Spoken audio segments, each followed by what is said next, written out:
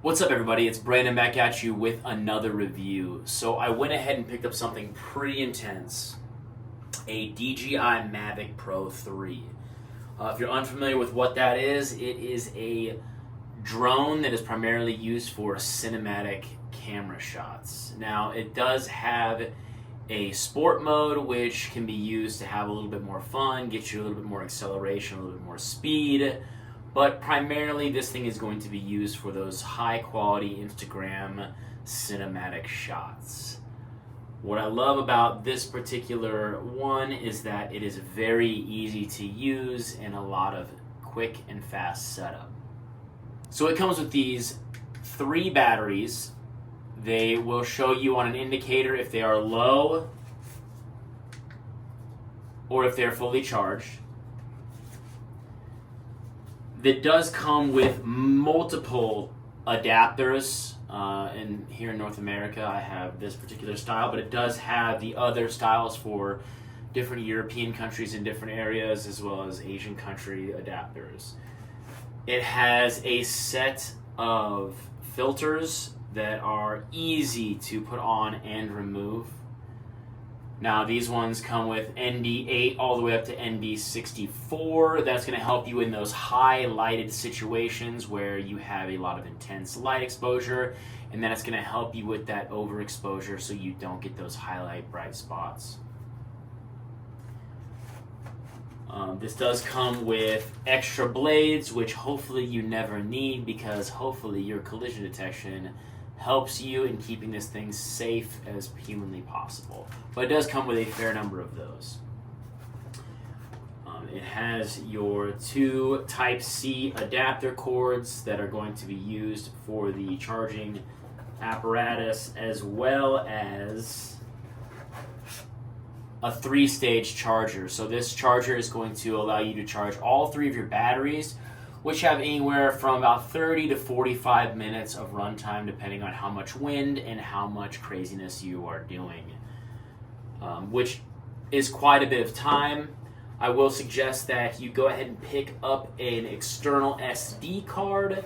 I think I have like a 120 SD card, but I have yet to use that amount without being able to quickly offload. What is nice about this is it does come with an application that allows you to shoot the images and then quickly offload them directly to your device as long as you're shooting in just 4K with 60 FPS.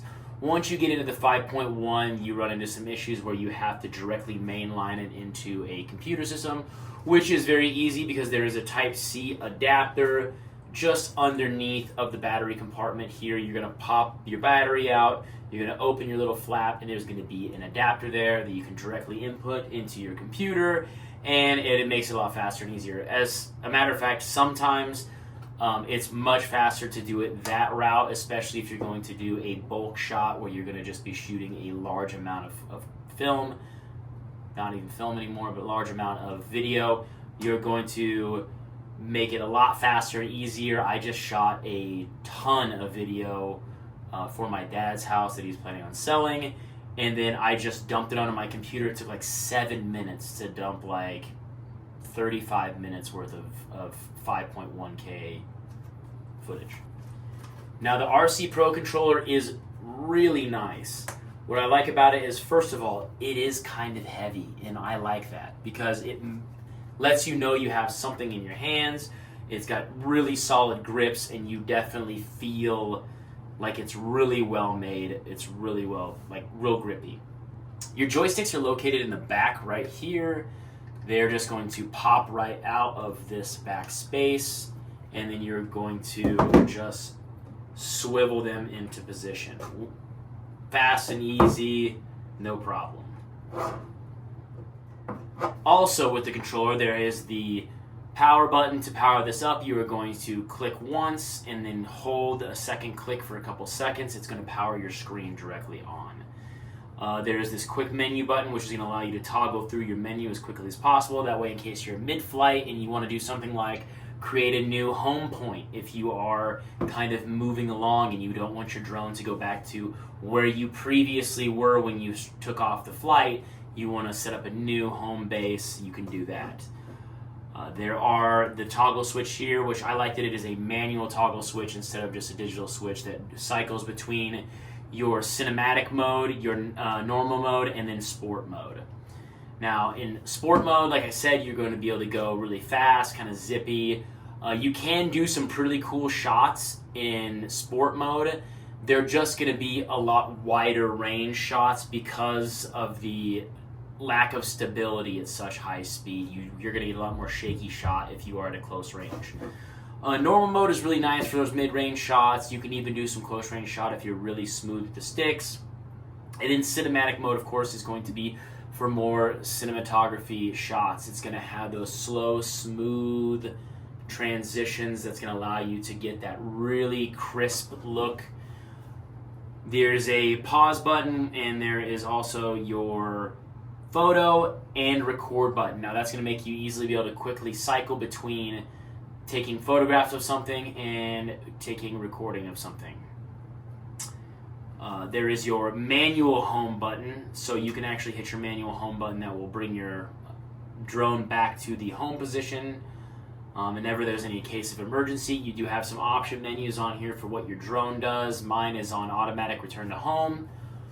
What is good about that is it will find out through whatever algorithm that it has processed into it the amount of battery life that it has left and the possibility of getting back to the home position. So if it has, say, 17% left and you are a mile away, it's going to know, hey, we only have so much energy left, we're going to have to head home. And it gives you a little bit of a warning just in case you are in the middle of a shot to do that. You can also, if that is the case and you are in the middle of a shot, you can opt out, and then you're going to most likely have to find a safer place to land in that general area because you're no longer going to be viable to probably make it back to where you were at the home base. There are your two antenna, and then there are also two quick cue buttons here. Now those quick cue buttons can be mapped as about anything that you would want. You just go ahead and into your system and you can map them to whatever you want, whether it's switch between presets of some kind. There's a ton of options. On the right and left, there are these little dials, and they're very smooth. This particular one is going to be your zoom on the right hand side. Now notice that you do have the three cameras, the 1, the 3, and the 7 times.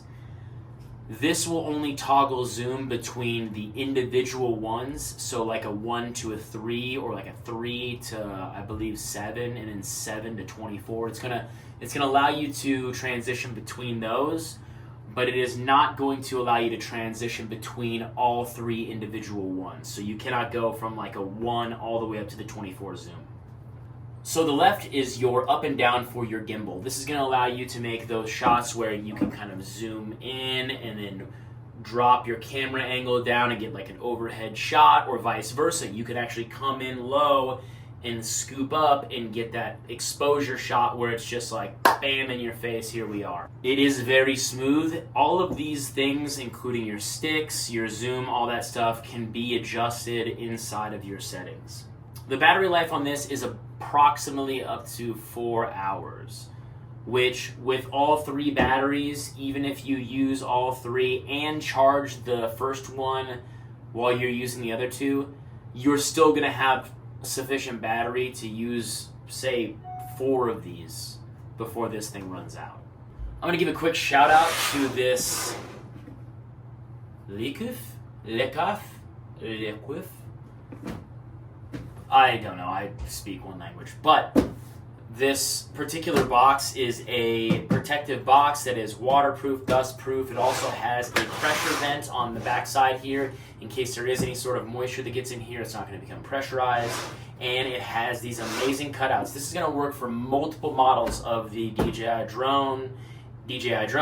It's going to have these removable pieces that are going to be adaptable for the different sizes of controllers, the different sizes of drones, and all the extra additives that you have. It does have these nice double locking mechanisms, so you do have the press button lock as well as the lock over.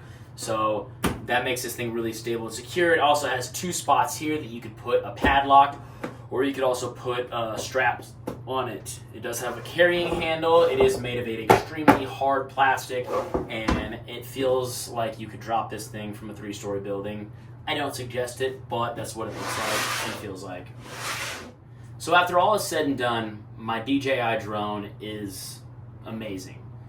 It's smooth, the ease of use. It is extremely intuitive. If you're like me and you've played video games for the majority of your life, you're going to get a quick hang of this. I will suggest going on and checking out a few different things before you get too in-depth in this, because you are going to want to get particular licensings for whatever state you're in for casual use.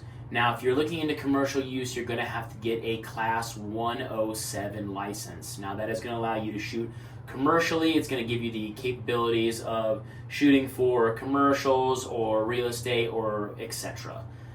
But if you're just using this for sweet Instagram reels and taking it out and showing off your hikes, your bikes, your motorcycles, your cars, whatever you want, and you just want to bump it up on your Instagram, this thing is going to work amazing.